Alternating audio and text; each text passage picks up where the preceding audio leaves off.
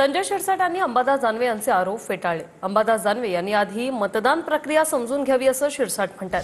शिरसाट यांच्या मुलीनं मतदार यादीत घोळ केल्याचा दानवेंचा आरोप आहे। मतदार नोंदणी प्रक्रिया ही आजही सुरू आहे असं शिरसाटांनी म्हटलंय। आपल्यासोबत संजय शिरसाट साहेब आहेत, आपण त्यांच्याशी बातचीत करणार आहोत। दानवे साहेब यांचं प्रेम तुमच्या प्रति वाढत चाललं असं म्हणा। या माणसाने पहिले मतदार नोंदणी प्रक्रिया काय असते ना हे समजून घेतलं पाहिजे। मूर्खपणाचे स्टेटमेंट का करतात हे लोक? मतदार नोंदणी प्रक्रिया ही आजही चालू आहे, आताही चालू आहे। तुम्ही तुमचं नाव आताही नोंदवू शकता। दोन ठिकाणी नाव नसावं, एक ठिकाणचं तुम्हाला मायनस करता येतं, दुसरीकडे टाकावं लागतं। आणि मी यासाठी निवडणूक आयोगाला, महाराष्ट्राच्या निवडणूक आयोगाला मी स्वतः भेटलो। ज्यांची अर्धी माहिती असून असा आवासा आणतात ना की विद्वानासारखे, डोकं ठिकाणावर करत जा ना। आणि माहिती नसेल ना तर संबंधित जे डिपार्टमेंट आहे, कलेक्टर आहे, जाऊन त्यांच्याकडून माहिती घेतली पाहिजे। म्हणून तुम्हाला सांगतो, हे फक्त संजय शिरसाटची मुलगी, तिला काय बोगस मतदानाला जायचं होतं का? निरंतर चालणारी प्रक्रिया, तुम्हाला आजही तुमचं नाव नोंदवता येतं, परंतु मतदार यादीमध्ये ते घेतल्या जाणार नाही।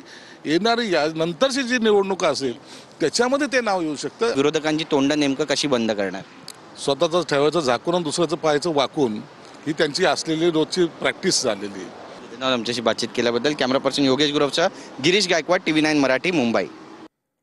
पुण्याच्या हवेली येथील सहाय्यक दुय्यम निबंधक विद्या शंकर बडे सांगणे निलंबित। पुण्यात पशुसंवर्धन विभागाची 6 हेक्टर 32 आर जमीन गैरव्यवहार प्रकरणी कारवाई।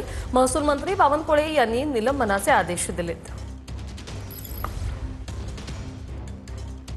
अजित पवारांच्या सुपुत्राच्या खिशाला चटका बसणार नाही याची जबाबदारी मेवा भाऊंनी बावनकुळेंना दिली। अंबादास दानवेंची ही टीका। बावनकुळेंनी भूमिका चुकीची घेतलीय, पार्थ पवारांना भाजप वाचवेल असंही दानवे म्हणाले। तर मुद्रांक अधिकाऱ्यांनी दिलेली 42 कोटींची नोटीस योग्य असल्याचं बावनकुळे म्हणाले। महार वतनाची जमीन विकली काय जाते? कंपनीचा डायरेक्टर असताना पार्थ पवारवर गुन्हा दाखल का होत नाही? मुद्रांक शुल्क चुकवलं जातं म्हणून कारवाई होते।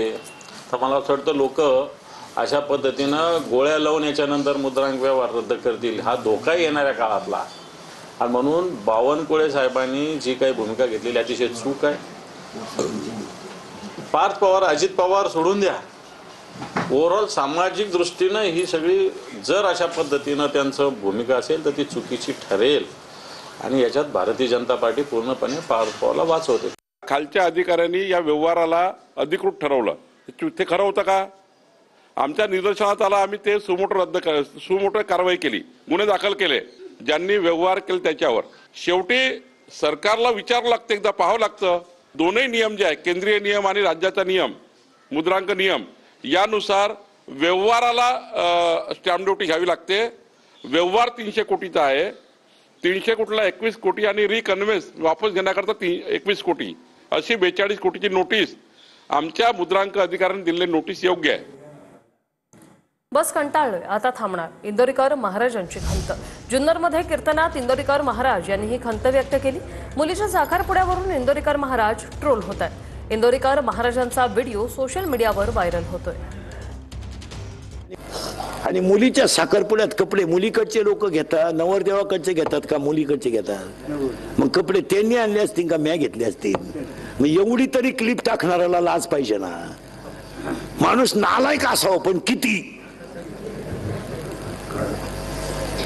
आणि त्याच्यामुळे मी आता कंटाळलो महाराज, मी जवळजवळ आता 2-3 दिवसात टाकणार एक क्लिप आणि थांबून घेणार आहे। आता बस झाली 31 वर्ष लोकांच्या शिव्या खाऊन आयुष्यात सगळं चांगलंच केलं,